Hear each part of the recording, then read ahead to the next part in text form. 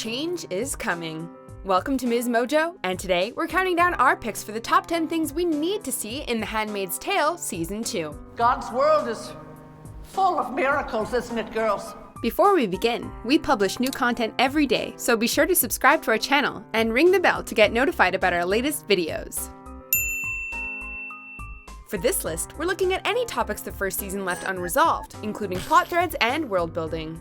I know this is a shock for you, Emily. You can still have children, of course, but things will be so much easier for you now.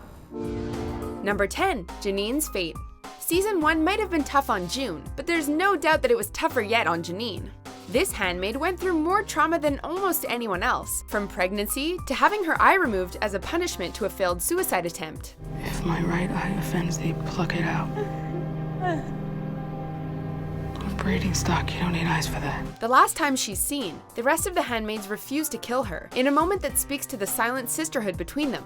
That leaves poor Janine's fate hanging in the balance, and there is question of whether she will be executed anyway, or whether, in light of the other handmaids' rebellion, she will be allowed to live after all. Number 9, June's mother.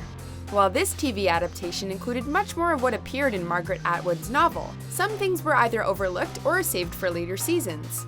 June's mother, a progressive second-wave feminist who features heavily in the book, is one of these. Hopefully it's just that she's been saved for the second season and not completely excluded, especially since she and June share some similarities. After all, the show is about women's oppression. Where else could a voice like June's mother be more useful? She'd stand in stark contrast to Serena Joy, and be a reminder that there were plenty of people opposed to Gilead's authority. Number 8, Aunt Lydia. This terrifying woman, responsible for the training and handling of the handmaids, is expertly portrayed by Ann Dowd. You are so lucky! So privileged! Dowd shows us multiple sides of Aunt Lydia that are worth exploring further in Season 2. Even if we don't get a full backstory, it would be worth having the show look into how she feels about the handmaids, beyond being their handler, and whether she can see beyond the regime in which she's an active participant. Besides anything else, their refusal to obey her in the Season 1 finale is no doubt a betrayal that could alter all her future interactions with them, and is something worth looking forward to in Season 2. It's not fair. You're absolutely right. Number 7, Luke and Moira. After some pretty harsh escape attempts, these two finally made it to the safety of Canada and were reunited. Of course, this means that it's only the beginning of their journey. Undoubtedly, they'll be trying their best to rescue June from Gilead, though as refugees, that might be a struggle, as they try to get their own lives together first.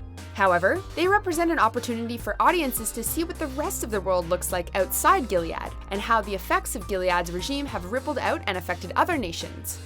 Number 6, the Colonies. There are worse things than being a handmaid. The Colonies are spoken of with great fear, which makes sense considering they're part of an irradiated landscape where radiation poisoning and death are certainties. This tells us much more of the world from which Gilead was born, and hints at why infertility is such a widespread problem.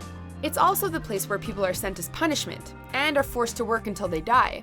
No one would want to go there, and yet, they would make a great addition to the show, giving us a glimpse into another part of the vast world and the systems that rule it. Number 5, male infertility. Of course, considering that Gilead is a patriarchal society where women aren't allowed to possess so much as a cent, it makes sense that the women are the ones who are blamed for the lack of children in the world. However, once you start questioning this assumption, it becomes clear that there is more going on, and that blaming the women is the men's way of ignoring their shortcomings. This is particularly relevant for June. If she's a fertile woman, then why is it that she fails to conceive with Waterford, but does with Nick? Let's go there. Number 4, Emily's fate. If you thought June or Janine had it bad, that's nothing compared to what Emily goes through. Otherwise known as Of Glenn or Of Stephen, Emily plays a major part in the first season, and endures female genital mutilation, as well as witnessing the death of her wife. She is the unspoken hero of the first season, and when she steals a car and runs over a man, it's a moment of hope, until things go south and she's arrested. Where she ends up next is the stuff of speculation, but considering she's a queer woman who resisted the regime, there's no doubt it won't be good. Number 3, redemption for Serena Joy. Serena Joy is absurdly easy to hate when she's first introduced. You will stay here, and you will not leave this room, do you understand me? However, as the show progresses, she becomes a more nuanced character, and it is apparent that her dreams for a better world were stolen away from her and used to oppress her. Having said that, it's also difficult to feel empathy for the woman who designed the whole system upon which Gilead bases its principles. It becomes obvious that she's desperate to hold on to any tiny bit of power that she can, and that the only way she can ever truly return to a place of power is to defy the system that she built. You're an amazing woman.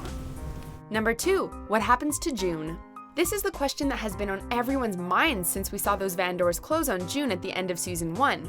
The show almost ends on a high with the united handmaids returning home after refusing to stone Janine, but takes a turn at the last minute. Where June is going and whether Nick is actually a good guy or a bad guy are mysteries we hope to see solved in the second season. But considering the type of show The Handmaid's Tale is, it stands to reason that the results won't be good, even if she is pregnant. And so I step up into the darkness within, or else the light. Number 1. Mayday. The Republic of Gilead would be far too depressing if it weren't for the hope that the secret resistance called Mayday offers. However, it wouldn't be a secret organization if everyone knew about it, so there's still lots to learn in the upcoming season. Unsurprisingly, it is expected to have a much larger role in season 2, with June, Emily, and possibly Nick as members. He said he wanted to help. Since Mayday helps people escape to safety, it may come into play with unexpected characters, and is definitely one of the major things to look forward to, as the Handmaid's resistance might potentially intersect with the Secret Rebellion. Do you agree with our picks? Check out these other great clips from MsMojo and subscribe for new videos every day.